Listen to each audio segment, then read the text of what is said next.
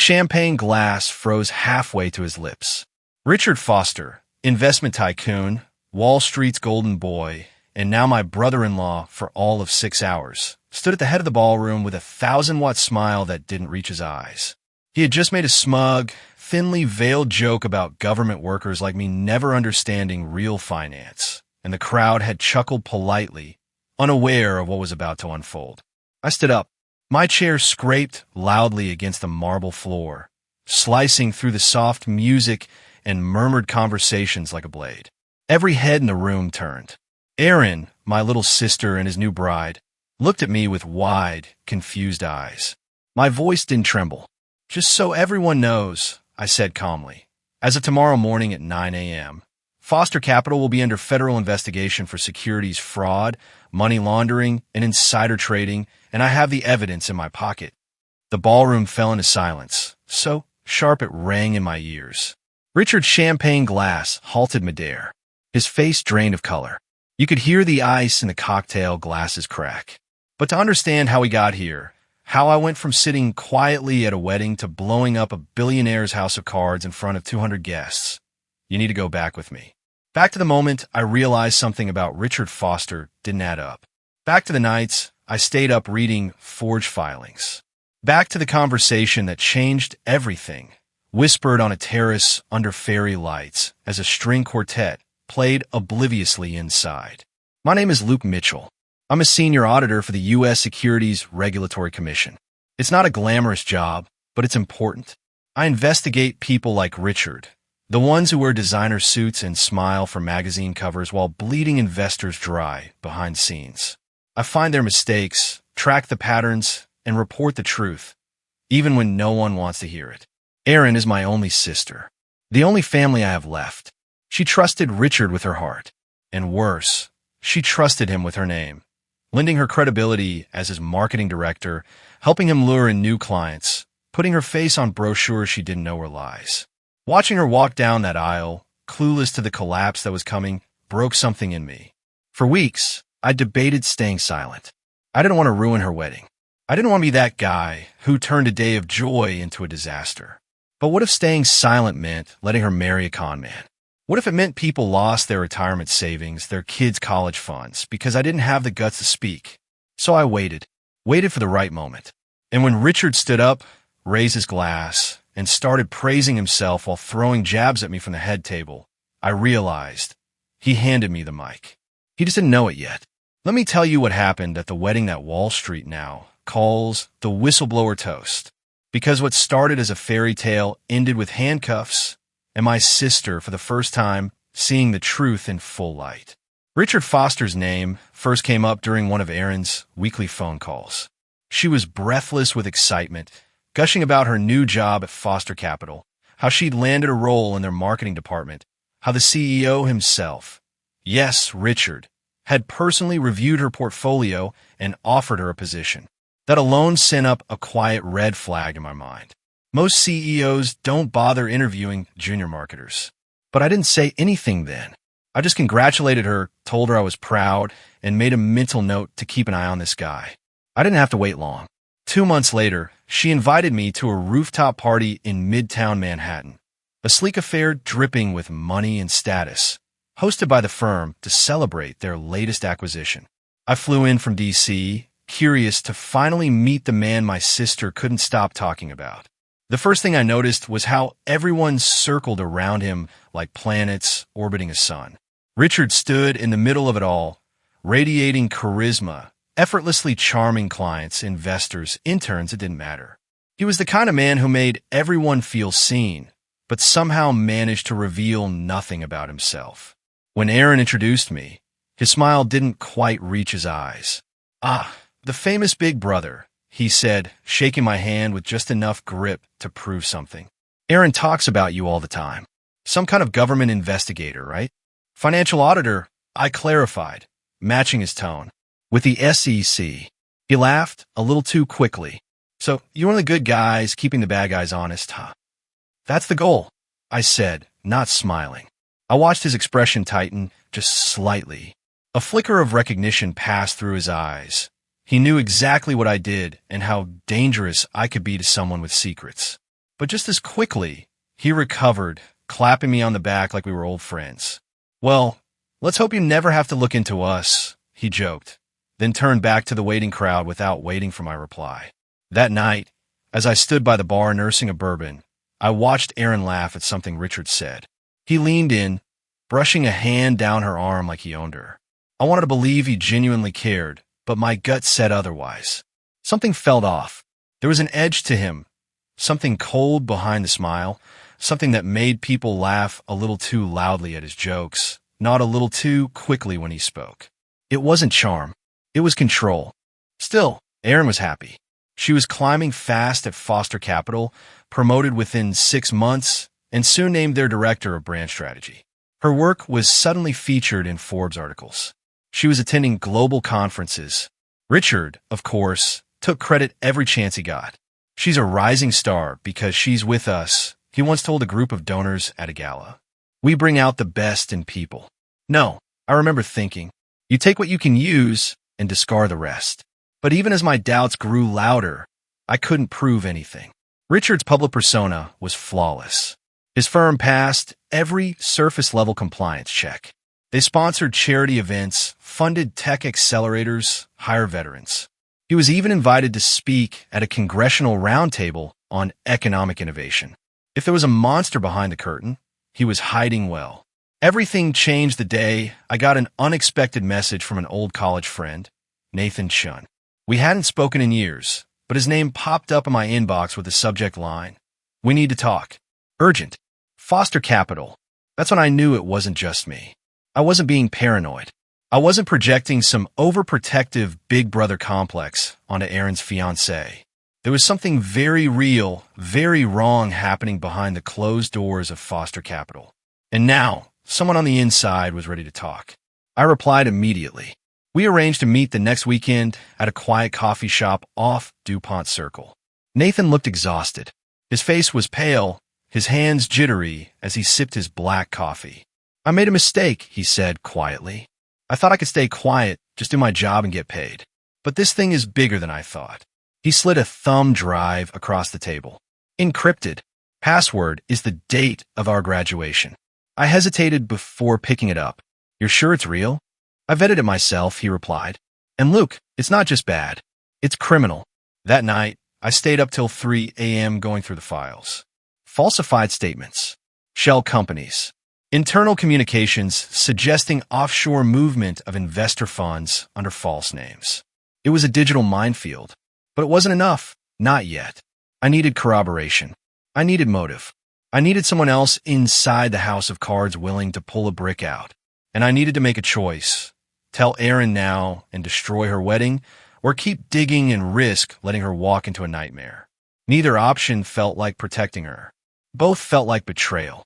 But as I stared at Richard's smug face on a company brochure sitting on my kitchen counter, I knew the answer. I had to find the truth. All of it. And if that meant setting fire to a billionaire's wedding, so be it. Because Erin didn't just deserve the fantasy. She deserved the facts. The next time I saw Richard Foster, it was at Erin's engagement dinner, a lavish affair at a private rooftop restaurant in Tribeca with a view that made even seasoned New Yorkers stop mid-sentence. The guest list was heavy with Wall Street elites, political consultants, and brand influencers. It was the kind of crowd that measured success by watch brands and fun size. I wore my best suit, not to impress, but because I knew I'd be under scrutiny. People like Richard made mental ledgers the moment they shook your hand. Net worth, job title, threat level. He greeted me with the same calculated warmth he'd used at the company party months earlier, but this time there was a flicker of something beneath it.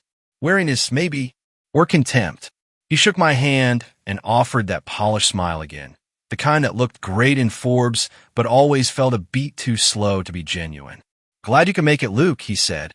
"Erin tells me you've been swamped chasing financial criminals. Hopefully none of our friends here tonight." I gave a tight smile. "That depends who's cooking the books." He laughed, too loud and too long. People nearby turned to look, unsure if a joke had been made.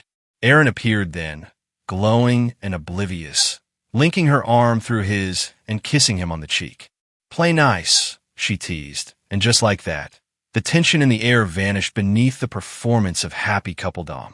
But as the evening unfolded, small cracks began to show. At one point, during a toast, Richard corrected Erin, publicly, about the story of how they met, turning her version into a punchline. It was subtle, almost charming on the surface, but I caught the slight drop in her smile afterward. Later, when her childhood best friend tried to say a few words, Richard redirected the attention with a well-timed champagne pour and a story about his latest acquisition. It wasn't loud, it wasn't aggressive, but it was control, and I wasn't the only one who noticed. After dessert, a man in a gray linen suit approached me near the bar. He looked vaguely familiar, the kind of face you remember from overlapping circles, but not quite close enough to place. He introduced himself as Daniel Morgan, a former senior analyst who had consulted for Foster Capital until about a year ago. I left before things got too weird, he said quietly, his eyes scanning the room. Too much movement, too fast. And Richard? He doesn't take no for an answer. Just keep your eyes open. I didn't sleep much that night. Something about Daniel's tone, the forced cheer in Erin's laugh, and the way Richard seemed to always be directing her next move, filled my chest with that slow-burning pressure I've only ever felt on cases where someone's hiding something big and ugly beneath a pristine exterior. I started digging, not officially, not as an SEC auditor, but as a brother who had seen too many smart, trusting people destroyed by charming liars in nice suits. I went back through Foster Capital's quarterly filings. Their numbers didn't just rise, they soared. Too clean, too perfect. Even successful firms have dips, unexpected fluctuations, but Richard's growth looked like a marketing graph, not a real one. I flagged a few anomalies, noted inconsistencies between employee turnover and productivity spikes, but I still didn't have anything solid enough to act on. Not yet. And then, 1 week before the wedding, I got a call that changed everything. It was Nathan. He'd finally agreed to meet in person again, this time away from D.C. He suggested a diner in Jersey, one of those anonymous places with blinking neon and Formica counters where secrets have a habit of staying put. He looked worse than before, thinner, more anxious. But he was ready. They're moving funds off the books, he said, pushing a folder toward me. Multiple shell entities, Cayman and Zurich accounts, false investor statements. Richard's been running a parallel set of ledgers. He uses Erin's campaigns to bring in the clients, then launders through investment packages they don't even know they're enrolled in. I opened the folder. The first few pages made my stomach drop. These weren't projections. These were transactional breakdowns, real money, real movement, and real fraud. My sister's name appeared in some of the marketing communications, cheerful and earnest, pitching false stability to people who trusted her. She doesn't know, I said aloud. Nathan nodded. But if this continues, she will. She'll be tied to it. Publicly. Legally. I sat there for a long time, listening to the buzzing lights and the clink of silverware from a nearby booth, trying to make a decision that didn't exist. I could go public, stop the wedding, possibly save Erin from years of shame and heartbreak. But at what cost? Or I could wait, collect more evidence, stay quiet until the case was airtight, and risk being too late. I chose the middle path. I gave my team at the SEC an anonymous tip, enough to trigger an internal probe without my name attached, and told Nathan to keep everything off the radar until I said otherwise.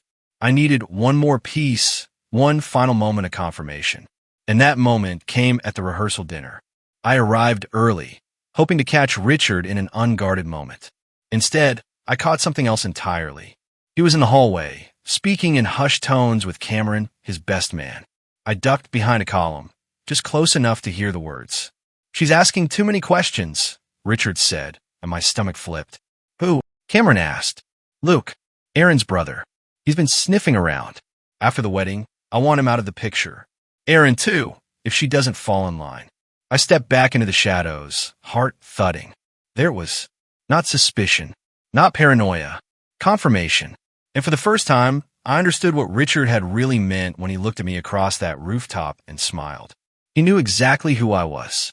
But what he didn't know, what he couldn't possibly have known, was that I had already set the trap. And the moment he raised that champagne glass, the fuse would be lit. The morning of the wedding arrived with the kind of postcard perfection that seemed almost scripted. Clear blue skies stretching wide over the Chicago skyline. Sunlight pouring through the penthouse windows of the Langham, where Aaron was getting ready, and the kind of quiet that only comes right before a storm. I stood in the corner of the bridal suite, watching the flurry of makeup brushes, hairpins, and soft laughter as my sister was transformed into a vision straight out of a magazine. Her gown shimmered with delicate beadwork. Her veil floated like mist when she turned her head, and the light in her eyes, God, the light, was the kind I hadn't seen since we were kids, and Mom used to bake apple pies on Sunday afternoons. I wanted to protect that light, and I knew I was going to destroy it. Erin caught me staring and smiled. "You okay?" she asked, the calm in her voice betraying none of the nerves that surely stirred beneath the surface. I nodded, forcing a smile. "You look beautiful." "Thanks," she said, her eyes searching mine for something deeper, maybe reassurance, maybe acknowledgement that I'd finally accepted the man she was about to marry. I gave her none of it. Not yet. I was holding too much. Richard arrived at the suite not long after for their first look. A private moment the photographer orchestrated with the delicacy of a movie director. When he turned and saw her in her gown, his reaction was everything Aaron needed it to be. Wide eyes, a faltering voice, the touch to her cheek. For that brief moment, I wondered if maybe, just maybe, there was something real behind his carefully constructed persona. But the way he looked at her, it wasn't awe. It was ownership, and I knew right then that he was still performing. Later, during the family photo session, Richard began quietly maneuvering me out of every frame. At first, it was subtle. He'd suggest rearranging people for symmetry, guide me toward the back, crack a joke that made the photographer laugh, and shift perspective. But by the third set, I realized I wasn't in any of the key photos. Not with Aaron. Not beside her. Just somewhere behind Richard's shoulder, half blocked by groomsmen or pillars. I confronted the photographer discreetly. "Can we get one with just me and Aaron? Just the two of us." The photographer glanced at Richard, who checked his watch and said, "Maybe during the reception. We're running behind." It never happened. By the time we arrived at the reception venue, a gold-trimmed ballroom at the Franklin Club overlooking Lake Michigan, I felt like I was sleepwalking into someone else's fantasy. Everything was white and gold and perfect. Jazz band in the corner, glasses of Veuve Clicquot arranged like soldiers on mirrored trays, orchids cascading from ceiling installations. The place card on my table didn't say family. It said Table 12, a lonely round table by the service doors, next to an elderly aunt who barely remembered my name and a distant cousin who spent the entire evening glued to his phone. I flagged a coordinator. There must be a mistake. I'm Aaron's brother. She checked the chart. "Seating was finalized this morning by Mr. Foster," she said softly. "I'm sorry. I wasn't. Not anymore." By now, the pressure that had been building in my chest for weeks had crystallized into something cold, clean, and resolute.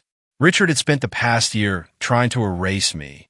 From Aaron's life, from her wedding, from every photo, every memory. But he didn't understand the kind of man I am. He thought I was a bureaucrat in a cheap suit with a government badge and no bite. He forgot what happens when the watchdog wakes up. Just as I was returning to my table, a familiar voice cut through the din. "They did you dirty with that table assignment."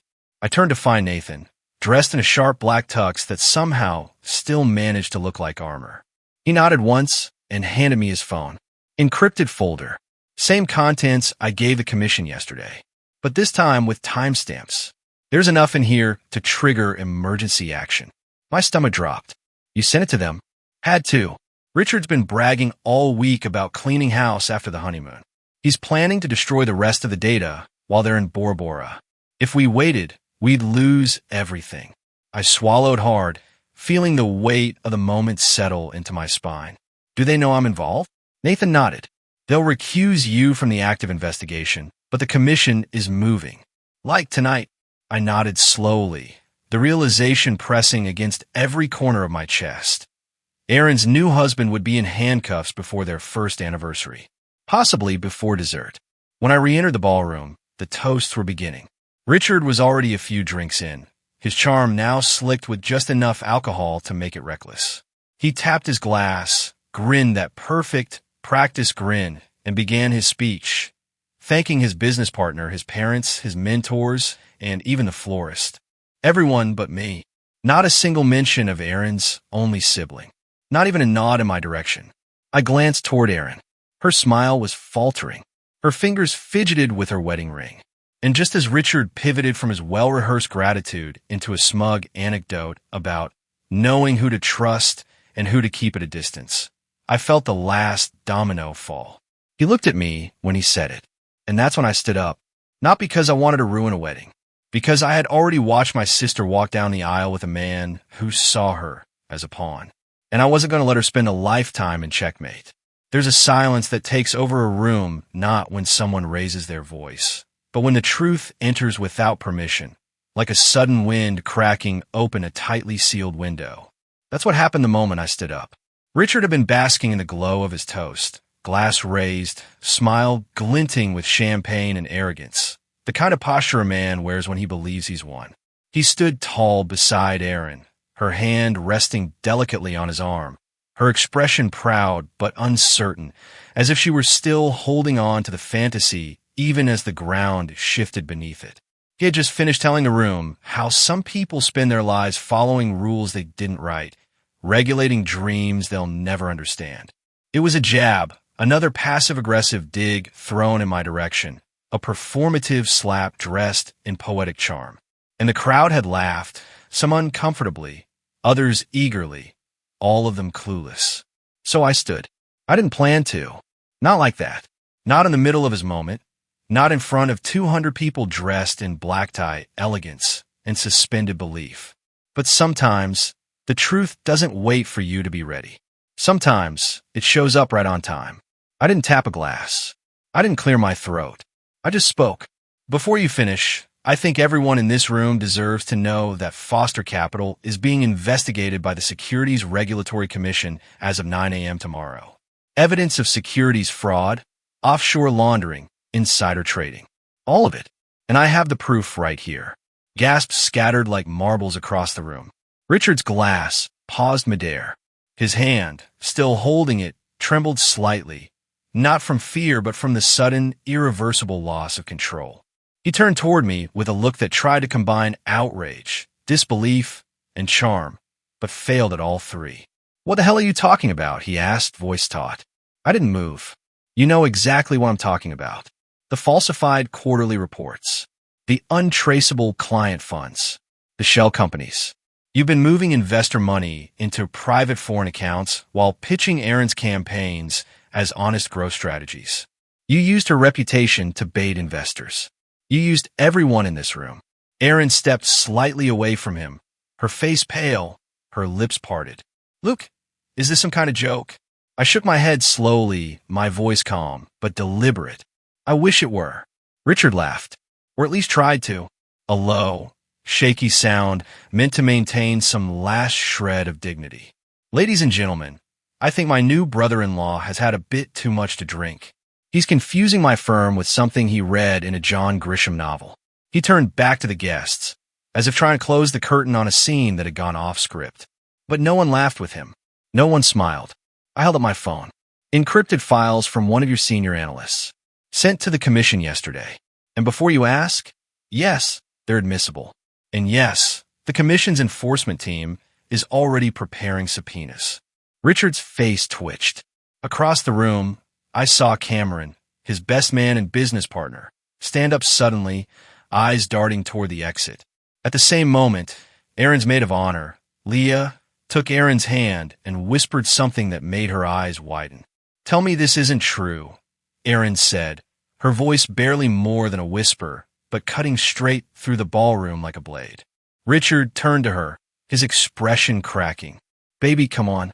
You know me. This is your brother's crusade. He's always been jealous of what I've built. He's always protected me." She snapped back louder this time. "Now tell me, is he lying?" The silence that followed was more deafening than anything I've ever heard. No denial, no outrage, just silence. That was when Nathan stepped forward from the side of the room. "I submitted the evidence," he said calmly. "I worked on Richard's private reporting team. I saw the ledgers. I traced the accounts. The fraud is real, and it's massive. The air changed. Instantly, guests began shifting in their seats. Some pulled out phones. A few of Richard's hedge fund associates stood and left without a word. One man, a white-haired investor I recognized from Bloomberg panels, simply whispered, "I knew it," and walked straight toward the exit. Erin stared at Richard like she was trying to see through every word he'd ever said. Every kiss, every shared breakfast, every laugh that now echoed with a different tone. She pulled her hand away from his arm. "Did you use me?" she asked. "Did you use my name to legitimize your fraud?" Richard opened his mouth, but no words came. That was his answer. Just then, the doors at the far end of the ballroom opened. 3 men in dark suits stepped in, flashing badges discreetly as they moved through the crowd with quiet precision. I recognized one of them, Derek, my direct supervisor. His eyes met mine for half a second, full of apology and quiet respect. He approached Richard, pulling him aside. "Mr. Foster, I'm with the Securities Regulatory Commission. We need to speak with you privately regarding your firm's financial activity." Richard's mother, who had until now been sitting statue still in her gilded chair, rose abruptly. "This is outrageous. This is a wedding, not a courtroom." Derek turned to her. "Ma'am, we're executing a lawful investigation. We'll keep this as quiet as possible." But it was already too late for quiet. Guests were filming. Whispers had turned into open conversation. Richard, pale and cornered, turned to Erin one last time. "I did it for us," he said, the words choked and small. Erin didn't flinch. "There is no us. Not anymore." As the agents escorted him out of the ballroom, Richard looked back at me with hatred so raw it didn't need words. But beneath it, buried deep, was something else, fear. Not of me, but of what was coming. The house of cards was falling, and I hadn't pushed it. He built on sand. I didn't sleep that night. After the agents led Richard Foster out of the ballroom in silence, the wedding collapsed into confusion. Guests filtered out in stunned clusters, whispering into phones, checking financial apps, speculating on the fate of their investments or their reputations or the photos they'd taken just hours earlier when they still believed they were celebrating a fairy tale. The band quietly packed up their instruments. The wedding planner stood frozen beside the half-cut cake, unsure whether to offer dessert or call security. But I didn't care about any of that. I cared about Erin. She hadn't cried. Not once. Not when Richard was escorted out in cuffs. Not when his mother hissed that the Mitchells never belonged in our world. And not even when a reporter called her phone, just hours later, asking for comment on the bride of the newest Wall Street scandal. She hadn't even looked at me when it ended. She had walked out of the ballroom, gown trailing behind her like a broken sail, and disappeared into the bridal suite without a word. I waited outside that door for an hour, maybe more. The hallway was silent. A single orchid petal lay on the floor. The echo of laughter from earlier in the evening felt like it belonged to a different century. When the door finally opened, it wasn't Erin. It was Leah, her best friend, holding Erin's veil in both hands like something sacred that no longer meant anything. "She wants to be alone," she said, her voice soft but firm. "Please let her." I nodded, and then I left. Because sometimes, when someone's world has just imploded, even your love feels like an intrusion. The next morning, the news broke. Every major financial outlet ran the story with some variation of the same headline. Foster Capital CEO detained at wedding amid federal fraud investigation. Photos of Richard being led out of the Franklin Club in handcuffs were splashed across every screen, flanked by blurry images of me mid-toast and Erin standing frozen beneath the chandeliers. Comment sections turned feral. Speculation spread like fire. I fielded 24 calls from internal affairs, from reporters, and one from my own mother's college roommate in Arizona, asking if I could get her money back. But still, nothing from Erin. She didn't call. She didn't text. She didn't even open the message I sent late that night, just to say, "I'm here if you need me." For 10 days, she vanished. According to Leah, she checked into a hotel under her middle name and asked for no visitors. Her phone stayed off. Her ring stayed on the nightstand. She didn't go online. She didn't answer press inquiries. She simply sat with the wreckage, alone. And honestly, I couldn't blame her, because I'd done what needed to be done. I'd exposed a criminal. I protected the public. I'd saved her from being legally entangled in a scandal that would have buried her career, her finances, and maybe her freedom. But I also shattered her wedding day in front of 200 people. I humiliated her in 1,000 photos. I made her the center of a media circus. I did it to save her, and yet, in her eyes, I became the detonator. She finally reached out on the 11th day. The text came at 3:14 a.m. while I was staring blankly at a spreadsheet that had nothing to do with Richard Foster and everything to do with a case I couldn't concentrate on. Aaron, can we talk? 2 hours later, we sat across from each other at the diner near our old neighborhood. The one where our dad used to take us for milkshakes on Fridays after school, back when the world still made sense. She looked hollow, not fragile, but like someone who had stepped through fire and hadn't yet decided whether she wanted to keep walking. I'm not mad, she said softly, fingers wrapped around her untouched coffee. I was, but I'm not now. I exhaled. I didn't do it to hurt you, I said. I waited as long as I could. But once I saw the files, once I saw how he used your name, I couldn't let it go. She nodded slowly. The worst part wasn't that he lied to me. It's that I believed him so easily. I ignored signs. I told myself the criticism was just jealousy. I even started to pull away from you because I didn't want to hear your doubts. I stayed quiet. I was building a life, she continued. A house, a name, a future. But it was made of glass, and you shattered it. And I think I needed that. That's when she started crying. Not big sobs, just silent tears that slipped down her face like ink in water. I reached across the table, and she let me hold her hand. I feel stupid, she whispered. You're not, I said. He fooled investors, regulators, senators. But more than that, he knew how to mirror what people needed. And he mirrored love back at you. That's not your fault. She wiped her face, then managed the faintest smile. You really did ruin my wedding. Yeah, I said, and I'd do it again. She laughed, hoarse, bitter, but real. We sat like that for a long time. Two siblings, survivors of someone else's illusion, trying to rebuild something that used to be unshakable. I'm thinking of going back to school, she said finally. Studying nonprofit leadership. Something real. Something I can control. You'd be amazing at it. I just want to build something honest, you know? And I didn't know. Because after everything, after the lies, the humiliation, the headlines, there was one thing left standing between us. The truth. And if that's where we had to begin again, so be it. 3 months passed. The headlines began to fade from the homepages. The cameras moved on to fresher scandals. The whispers quieted into silence.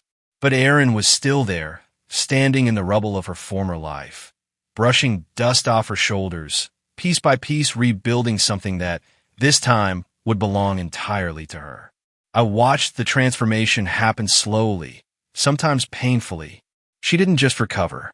She dismantled the illusion, brick by brick, learning where every flaw had lived, where every truth had been bent, where she had looked away because love made everything blurry. There was no skipping steps, no shortcuts. She faced it all, the guilt, the shame, the brutal hindsight. And then she did something most people never do. She turned it into purpose.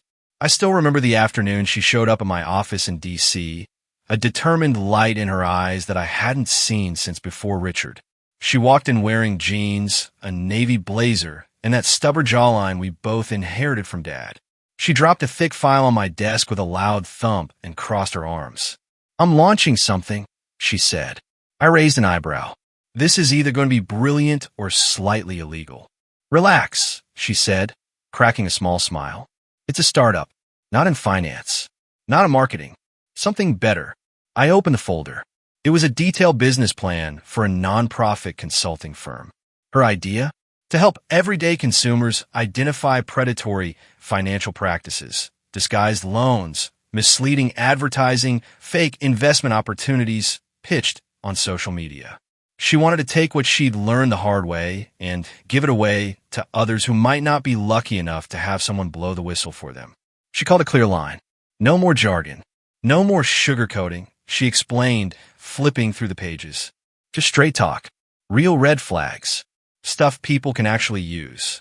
You want to teach people how to spot the next Richard Foster before they end up in wedding photos with him. Exactly, she said, and this time, the smile reached her eyes. The best part? She wasn't doing it alone. Melanie, her maid of honor turned crisis co-pilot, was helping with branding and social media strategy. Leah, who had spent the last decade running nonprofit outreach programs, was taking over operations. Even Nathan, now on a mission to redeem his own role in the Foster scandal, agreed to be an anonymous advisor for anything compliance-related. She had a team, a vision, a cause, and for the first time in a long time, Erin had something more powerful than revenge or survival. She had direction, and the public? They listened. Her story, once reduced to a viral video of a ruined wedding, was suddenly resurfacing under a new lens. Not as tabloid fodder, but as a cautionary tale, a case study, a teachable moment. She was invited to speak at university panels. Financial wellness podcasts reached out. One article in Fast Company called her the unlikeliest voice of consumer empowerment. Another headline simply read, "From Bride to Beacon." And beneath all of it, she stayed grounded. She didn't chase media. She didn't monetize her pain. She never once said Richard's name in an interview. When someone tried to paint her as the scorned ex who went nuclear, she corrected the narrative. I didn't expose Richard. I just stopped pretending I couldn't see the truth. We met every Thursday at the same cafe, our new tradition. I'd order black coffee and a bagel. She'd get oat milk lattes and take every call on silent. I watched her sketch wireframes, review client notes, scribble edits on grant proposals. She was a woman on fire, but this time it wasn't the kind that destroyed, it was the kind that forged. One morning, she looked up from her laptop and said something I'll never forget. I thought the wedding was supposed to be the beginning of my life. Turns out, it was the beginning of my clarity. She paused, then added, I had to lose the fantasy to find the facts. And now, I wouldn't go back even if I could. I nodded, quiet with admiration. What Richard never understood was that power doesn't come from status, or money, or manipulation. Real power is standing in the middle of your own broken narrative and rewriting it, even when everyone expects you to stay shattered. Erin was doing just that. And somewhere in the chaos of depositions, subpoenas, and frozen assets, I realized something too. I'd spent years thinking my job was about catching bad guys. But sometimes the greater purpose is lifting the people they try to bury. That's what truth does. It doesn't just expose, it restores. And as I watched my sister sip her latte, lean over her laptop, and build something that would help thousands of strangers avoid the pain she'd endured, I knew this wasn't just recovery. It was reinvention. It started with an email. Not the kind that screams trouble in the subject line, or comes flagged as urgent from a name you don't recognize. No, this one was subtle, innocuous, even. The sender was a tech recruiter. The subject line, consulting opportunity, potential collaboration. Erin almost deleted it without reading. She was buried under invoices, content drafts, and a brand strategy call with a nonprofit credit union in Kansas. But something about the phrasing in the preview line caught her eye. The client is an investment firm undergoing internal restructuring. She opened it and froze. The firm? Vestbridge Partners, a relatively new name in the investment world, but the founding partners were all too familiar. One of them, Cameron Bishop, Richard's former best man, his closest business ally, the man who had whispered backroom deals and redirection strategies during the days when Foster Capital was still flying high. The man who tried to slip out of the wedding reception the moment I mentioned subpoenas. Now he was resurfacing, rebranded, repackaged, and trying to build again. Erin didn't say anything to me right away. She read the email 3 times, then spent the rest of the day pacing her apartment, trying to separate the facts from the fury. She wasn't the same woman who had stood at the altar in blind trust. She'd built something since then, something honest, something hers. But this email? It wasn't just a blast from the past. It was a mirror held up to see if the old wounds still bled. The next day, she brought it to our Thursday coffee meeting. I need your take on something, she said, sliding her phone across the table. I glanced at the email, skimmed it twice, then looked up. They're testing the water, I said, seeing if you're still a threat, or if they can use your name to launder their reputation. You think it's bait? Maybe. Or maybe they've just convinced themselves they're untouchable again, that you've moved on, and that time erases accountability. She sat back, expression unreadable. Part of me wants to respond. Not to take the offer, God no, but to make it clear I know who they are and I haven't forgotten. I nodded. You could. Or you could wait. Watch. Let them come closer. Why? Because if they're reckless enough to reach out to you, they're reckless enough to trip over their own arrogance again.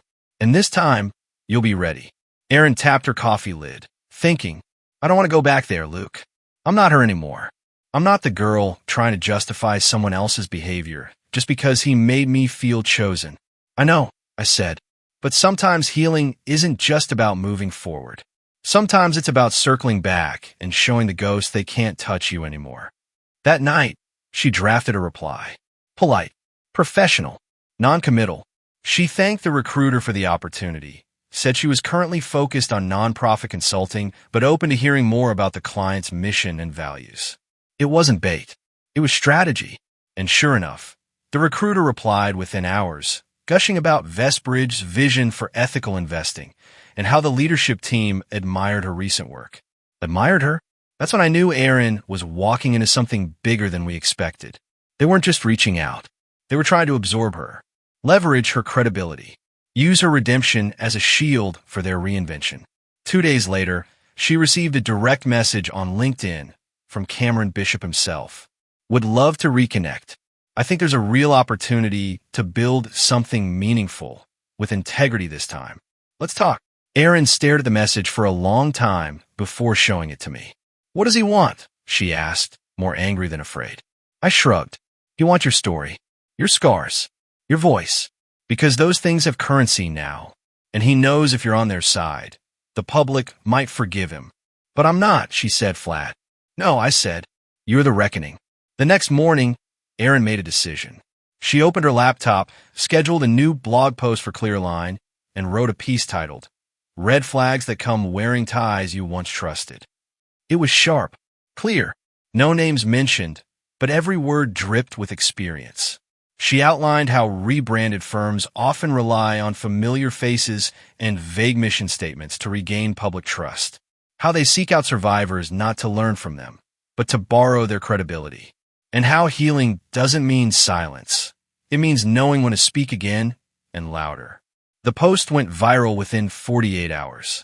Financial watchdogs reshared it. Clients sent messages of thanks. One former Foster Capital investor even commented, Wish I'd known this before I met your ex-husband. And Cameron? He didn't write again, because Erin didn't need revenge. She had relevance. And as I watched her stand at a podium 2 weeks later, speaking at a Women in Finance conference in Atlanta, I realized she was no longer the sister I needed to protect. She was the one people came to for protection. The ghosts had knocked, and she'd answered, not with fear, not with fury, but with facts. And this time, the story wasn't about what had been done to her. It was about what she was doing with it. If you told me a year ago that my little sister would one day testify in front of Senate subcommittee, I would have laughed, kindly, but with disbelief. Erin hated public speaking. She used to clam up just ordering pizza over the phone. But now, there she was, standing behind a polished wooden desk in room 226 of the Dirksen Senate office building, wearing a navy blazer that made her look like she belonged there. Her voice calm, firm, and unshakably clear as it echoed across a room full of congressional aides, financial journalists, and lobbyists who knew the game far too well. The topic of the hearing was restoring trust, combating fraud in retail investment firms. Erin wasn't just a guest. She was the anchor of the panel. They'd invited her not because she held a PhD or managed a hedge fund, but because she had lived it. Because her name had once been printed next to a man now awaiting federal sentencing. Because she had become, in every practical sense, the face of what happens when credibility is weaponized and trust is exploited.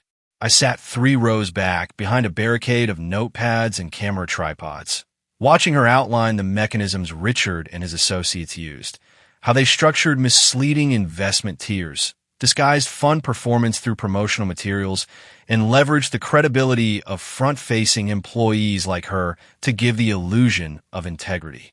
She didn't flinch. She didn't falter. And she didn't dramatize a single detail. "I'm not here for sympathy," she said at one point, looking directly at the ranking committee members. "I'm here because there are hundreds, maybe thousands, of firms out there using the same blueprint Foster Capital used. The names change. The logos get redesigned. But the tools of deception remain the same. Until we close those loopholes, these stories will keep happening. And next time, the person sitting here might not be someone lucky enough to walk away." The room was quiet. Senator Harris, the chair, leaned forward. "Ms. Mitchell, in your view, what's the single most important change we could make today that would prevent another Foster-style collapse?" Aaron didn't blink. "Mandatory transparency for all marketing campaigns. Every investor-facing communication should be tied to verified financial performance. No exceptions. No shell firms with cleaner names. No influencer pitches without audited backing. And no burying terms in the sixth paragraph of a disclaimer." A ripple of nods passed down the panel. Journalists scribbled furiously. Her words didn't sound rehearsed. They sounded lived. After the hearing adjourned, I found her in the hallway outside the chamber, leaning against a marble pillar, hands tucked in her pockets like she was trying to contain the adrenaline still pulsing through her veins. I walked up slowly, gave her a half grin. "You crushed it," I said. She exhaled. "I haven't eaten since breakfast." I handed her a protein bar from my coat pocket. "You're a real Washington insider now. Next thing I know, you'll be running for office." "Please don't curse me," she said with a tired laugh. We walked out together into the spring sunlight streaming across Constitution Avenue. Reporters trailed behind, but Erin waved them off. She wasn't here for sound bites. She had said what she came to say, and now it was time to go back to the real work, the quiet kind. The kind that doesn't come with applause. But fate, as it turns out, had one more test waiting. That evening, Erin's phone lit up with a call from a restricted number. She was in my apartment, sitting on the floor, going through email when it rang. She almost ignored it, but something made her answer. The voice on the other end was quiet, strained, familiar. It was Richard, calling from a supervised line. "I know I have no right," he said, after identifying himself, "but I saw your testimony. I read your article. I needed to hear your voice again." Erin stood slowly, mouth parted, hand tightening around the phone. "You don't get to need anything from me," she said. "I know," he replied, "but I wanted to tell you something before sentencing. I didn't mean for it to go as far as it did." She laughed bitterly. "You built an entire company on lies, Richard. You proposed to me with a fraud report on your desk. You stood at the altar knowing everything would burn. But I guess as long as you didn't mean it, that makes it all better." "No," he whispered. "It doesn't. But I'm sorry." Erin was silent for a long time. Then she said, "I hope one day you understand that apologies don't erase consequences. They only matter if they're followed by real change. Goodbye, Richard." She ended the call, stood frozen for a beat, then turned to me. "Let's never speak of that again," she said. And we didn't. Not because she was weak, but because she was done giving him space in her story. Later that week, she released a statement to her followers. It wasn't flashy. No names. Just a quiet reaffirmation of her mission. Accountability is not revenge. It's how we ensure no one else gets hurt the same way. This isn't just my story anymore. It's everyone's. And that's when I realized the full arc of who Erin had become. She was no longer reacting to her past. She was rewriting it, line by line, choice by choice, without permission, without apology. By summer, Erin had become a quiet force in circles she once considered out of reach. She wasn't famous in the Hollywood sense. No late-night interviews or flashy magazine spreads. But in boardrooms, consumer watchdog forums, and legislative inboxes, her name carried weight. She was becoming the person people quoted when they wanted to sound like they understood ethics. The woman who burned at the stake and somehow walked away with the torch. And that's when the offer came. It arrived not through some dramatic press conference or a knock at the door, but via a formal letter slipped into her office inbox on a Wednesday morning. The sender? The U.S. Consumer Financial Protection Bureau. The message? They were forming a new advisory board focused on transparent marketing and ethical consumer finance. And they wanted Aaron to serve as a senior civilian advisor. It wasn't just an honor. It was access, influence, a seat at the table where policies were shaped, not after the disasters, but before them. She called me immediately. "Luke," she said, her voice somewhere between disbelief and breathlessness. "They want me to help write the rules." I was standing in line at a bagel truck in DuPont Circle and nearly dropped my phone. "That's incredible," I said. "No, seriously. Aaron, that's historic. It's everything I've been working toward," she said. "It's meaningful. It's permanent. It's terrifying. You've testified on the Hill. You've stared down investors and predators. This is just the next logical step." "That's what scares me," she whispered. We met that night, the way we always did when something big landed, at our booth in the corner of our favorite little bistro. She didn't even touch her food, just sat there, tracing the rim of her water glass, staring past me into the middle distance. "I thought I was done chasing things," she said. "This last year, it's been about truth, stillness, control. But now, this would mean stepping back into the chaos, having my name tied to decisions that affect millions of people. What if I'm not ready? What if I get it wrong?" I leaned forward. "You're asking the right questions. That means you're ready. But what if I'm not perfect?" "You're not," I said plainly. "That's why they need you. Because you're human and you've been burned. You know what it feels like to be on the other side of the bad policy. That's what makes you dangerous to the right people and invaluable to the rest." She sat in silence for a moment, her eyes shining, not with tears, but with the kind of clarity that only comes when purpose aligns with fear. They also asked if I'd be willing to help evaluate compliance frameworks for rehabilitated firms. I frowned. "You mean?" "Yes, including the ones run by Richard's former colleagues." There it was, the trapdoor beneath the pedestal, the moral puzzle piece that didn't quite fit. Aaron could have the influence she wanted, but it came with strings, with reminders, with potential proximity to the very ghost she'd worked so hard to bury. "What are you going to say?" I asked. "I don't know," she said, biting her lip. "Part of me wants to say no. Flat out. Keep my distance. Protect the peace I've fought for. But the other part," she trailed off. "The other part," I prompted. She looked at me with that same steady stare I'd seen the night she exposed Richard at the wedding. "The other part knows that if I say no, someone else will take the seat. Someone who might not remember what it felt like to be lied to in a silk dress while cameras clicked. Someone who hasn't seen what manipulation looks like when it smiles across the dinner table." That night, she went home and didn't answer the offer. Not yet. She needed to sit with it, feel the weight of it. Sometimes the hardest decisions aren't about what's right or wrong. They're about what's right for you right now. 2 days later, she visited our parents' graves. I didn't go with her.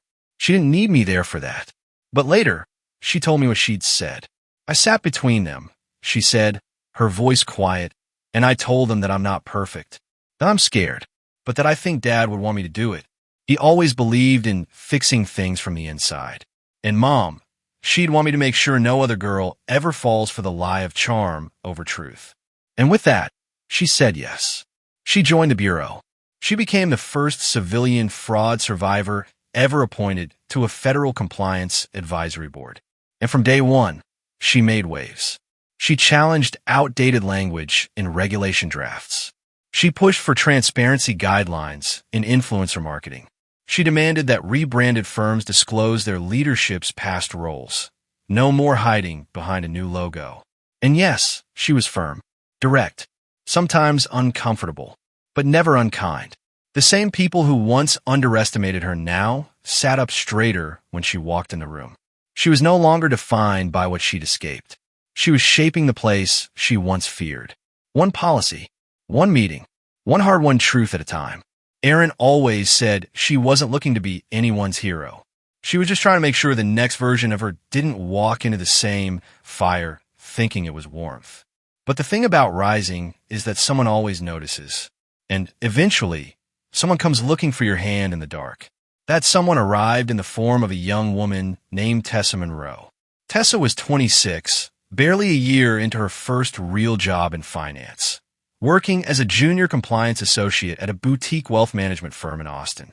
The firm was small but growing fast, too fast by Aaron's standards.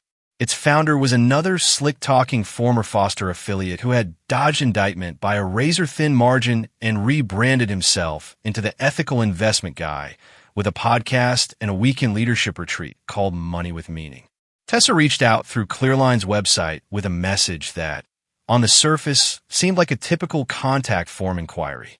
But buried halfway through her carefully worded email were 3 phrases that caught Aaron's attention like alarm bells. Irregular quarterly numbers. Marketing assets don't match internal data. And then, they said I'm imagining things. When Aaron forwarded me the email that night, her subject line just read, "She reminds me of me."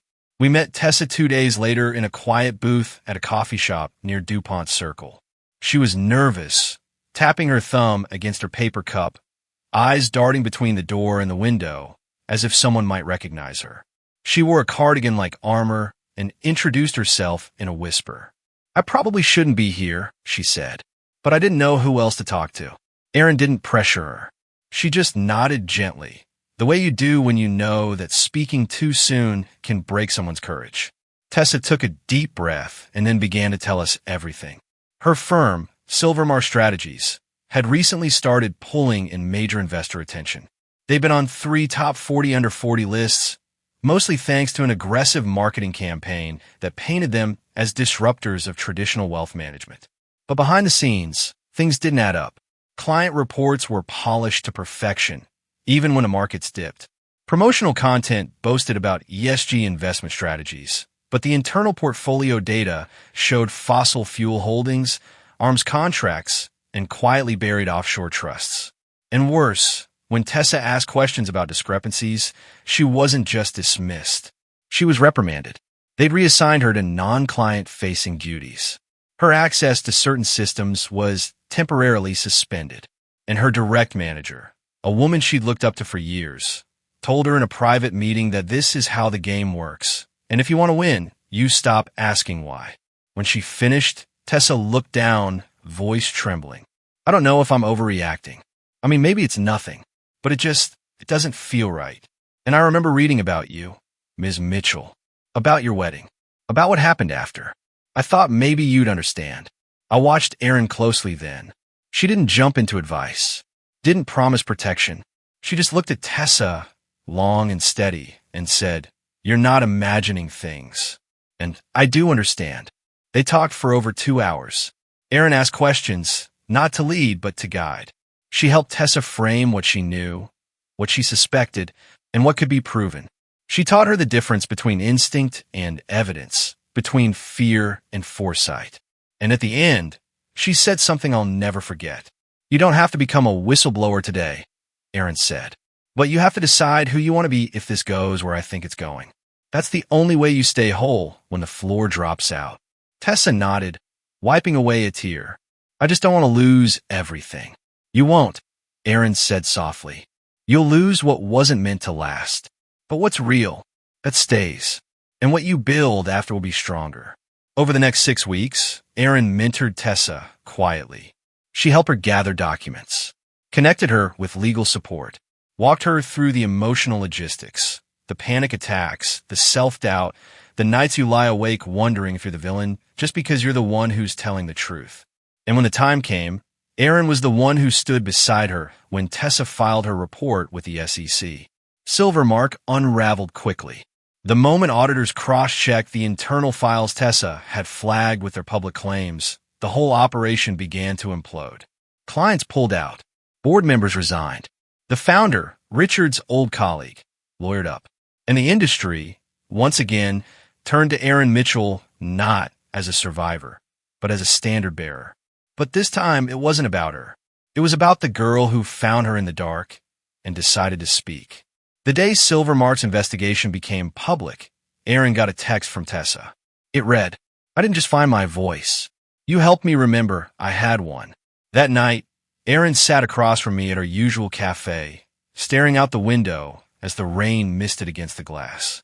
She didn't say much, just took a long sip of her tea, then looked up at me with a quiet smile. "I think," she said, This is what healing looks like. Not erasing the past, but helping someone else through it without making it about you. I nodded. You're the person you once needed. She laughed softly. God, I wish I'd had someone like me. You do, I said. And she's sitting right here. It started with a headline. Not on the front page of the Wall Street Journal or a primetime news segment, but on a niche blog that catered to disaffected financial analysts and disgruntled compliance officers. The kind of place you only find when you're looking for trouble or trying to spread it.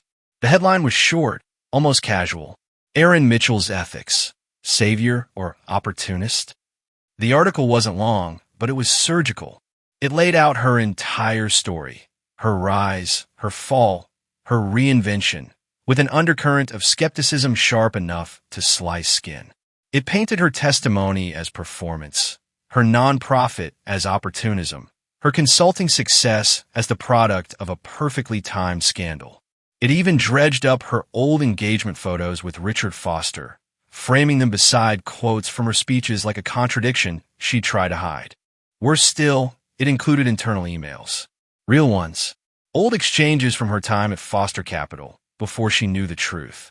Messages where she praised Richard's leadership, vouched for marketing campaigns, defended company metrics. None of them were damning in isolation. But taken out of context, reframed under the harsh fluorescent light of public suspicion, they made her look like an accomplice who had only turned whistleblower when the spotlight was ripe. I called her the moment I read it. She hadn't seen it yet. I heard the exhaustion in her voice when I asked her to sit down. It started, hasn't it? She said, not even needing me to explain. She came over that night, a folder in one hand, her phone in the other, as if she needed something to hold on to. She didn't cry. Not yet. Erin had learned how to wait for the right moment to break. This isn't just a hit piece, she said, pacing my apartment. It's coordinated. Those emails, they're from Foster's archives. Somebody's tried to rewrite the whole story. Make me the fraud. We tried tracing the source. The article was published under a pseudonym. The server masked. The domain recently registered. Classic tactics. Clean. Professional. But it didn't feel like a random smear campaign. This had fingerprints, carefully wiped, yes, but still familiar. Do you think it's Cameron? I asked. Could be, she said. Or someone from Silvermark. Or maybe just someone who's sick of watching me win. She paused. Or maybe it's no one.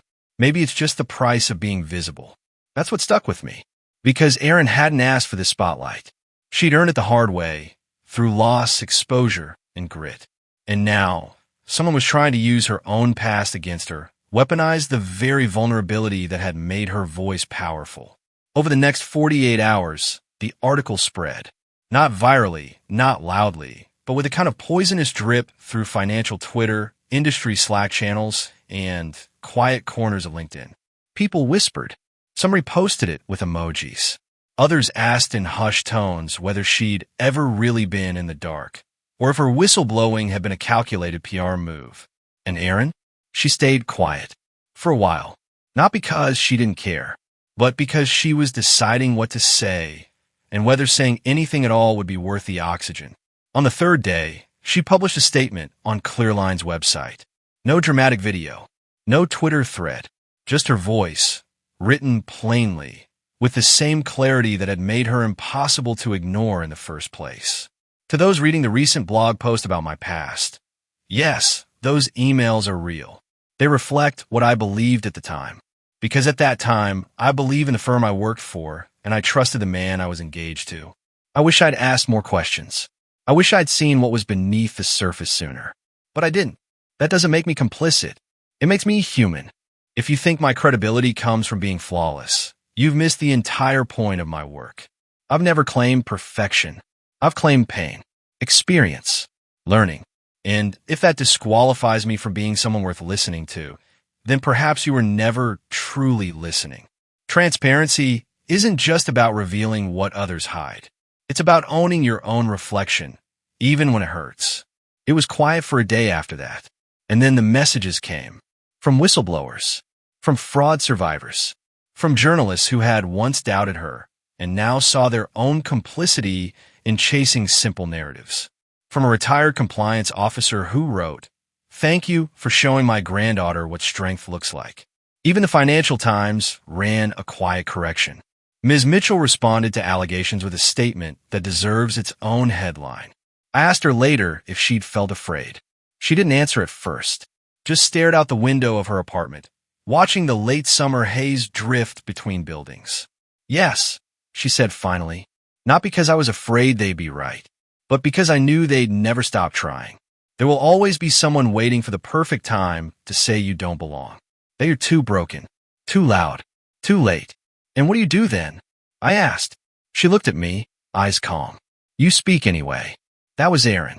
Not invincible, not untouchable, but undeniable. The email arrived in Erin's inbox with a subject line she hadn't expected to see again.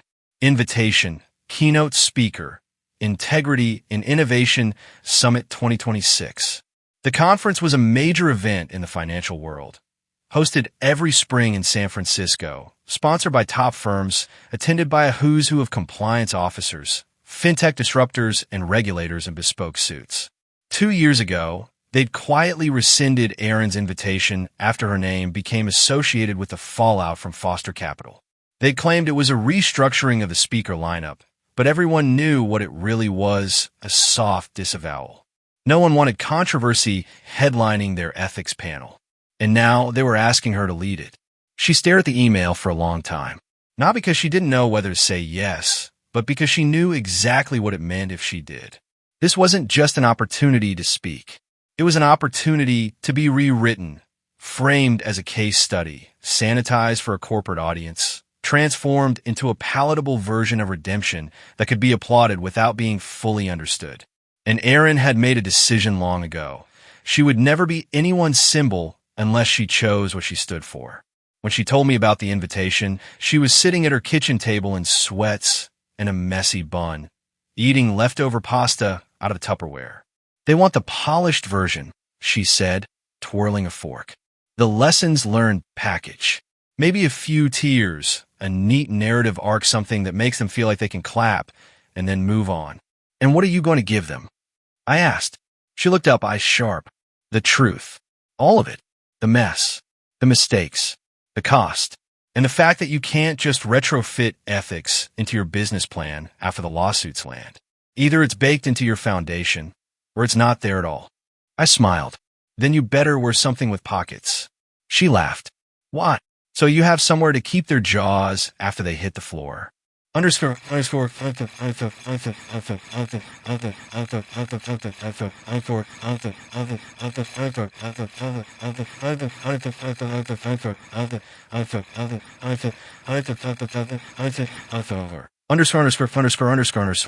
The day of the summit, Erin stood backstage in a black blazer and slate gray slacks. Professional, unflinching, timeless.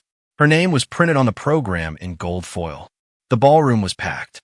Over 500 people in press lanyards sat facing a stage that had hosted senators, CEOs, and best-selling authors. The moderator gave her an over-rehearsed introduction, a woman who turned adversity into advocacy, a living example of resilience in the face of public scandal, the kind of language that flattened her story into inspiration, that made it easier to swallow. But when Erin stepped up to the podium, she didn't smile. She stood in silence for a beat too long. Then she began. I used to think truth was something you find once, like a lost item under your bed. That once you uncover it, the hard part's over. But I've learned it doesn't work like that. Truth is something you have to keep choosing. Every day, even when it costs you everything. Especially then. She paused, letting the words settle. 2 years ago, I stood at the altar with a man who was lying to me, and to the people who had trusted him with their futures. I believed in him. I vouched for his firm. And when I found out the truth, I spoke it out loud at our wedding reception. I didn't do it for applause. I did it because staying silent would have made me complicit. You could feel the shift in the room. Leaning in, breath held. But here's the part most people skip over, she continued. After that moment, after the headlines and the praise and the public reckoning, came the real test. Because when you become known for your integrity, people will try to own it, shape it, sell it. They'll want your story, but not your scars. Your image, but not your discomfort. She looked directly into the front row, where executives in $1,000 suits had started to shift uncomfortably. Ethics isn't a marketing strategy. It's not a slide in your deck.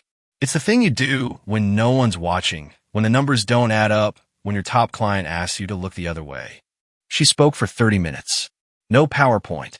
No data slides. Just her voice, steady, measured, honest. When she finished, she didn't wait for applause. She stepped away from the podium, collected her notes, and walked off stage. The room was silent for a moment. And then, like thunder rolling in slowly, the clapping began.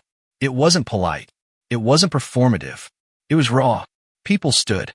Some wiped their eyes. Others just stared, as if they had finally seen something real in a world made of veneers. Backstage, I met her with a bottle of water and a smirk. "They weren't ready," I said. "They never are," she replied. Later that night, we walked along the Embarcadero, the bay lights twinkling, the bridge stretching into the dark like a promise. Erin looked out over the water. "You think it's over?" she asked. I shook my head. "Not over. Just different." "Do you ever think about what life would have been like if I'd never met him?" "All the time," I said. "But then we wouldn't be here." She smiled, tired but proud. "Then I guess I can live with it." And in that moment, I realized something. This wasn't a comeback. This was a continuation. The story of a woman who chose truth over comfort again and again, who turned her deepest humiliation into her greatest clarity, who showed the world that integrity doesn't come with applause, it comes with persistence. And the next time someone asks me what courage looks like, I'll tell them about my sister. Life didn't go back to normal, but it moved forward. Erin stayed on the advisory board, balancing policy with public service, mentoring whistleblowers, and quietly rebuilding trust in places where it had long eroded. Clearline grew, not into a corporation, but into a movement. Her story became required reading in ethics courses, not because it was perfect, but because it wasn't. As for Richard Foster, he was sentenced to 14 years in federal prison. His name faded from headlines, but remained a cautionary tale in every compliance seminar worth attending. And me? I kept doing what I do, investigating, advising, watching from the wings as the woman I once swore to protect became the kind of leader we need more of, flawed, fearless, and fiercely principled. People still ask Erin how she found the strength to speak up. She always says the same thing. I didn't find it. I remembered it. And maybe that's the lesson in the end, that we don't have to be perfect to do something right.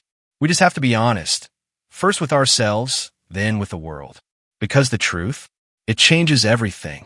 If Erin's story moved you, if you've ever faced a moment where telling the truth felt like the hardest thing in the world, know this, you are not alone. Courage doesn't always look loud. Sometimes it's a quiet decision behind closed doors. Sometimes it's standing when everyone else is sitting. And sometimes it's just not backing down when it would be easier to stay silent. If you've ever had to choose between comfort and integrity, I want to hear your story. Drop in the comments. Share what you learned. Because every time someone speaks up, someone else finds the strength to do the same. And if you believe stories like this matter, stories of truth, resilience, and redemption, hit that like button, subscribe for more, and share this with someone who needs to hear that the truth does have power. Especially when it's hard. Thanks for being here.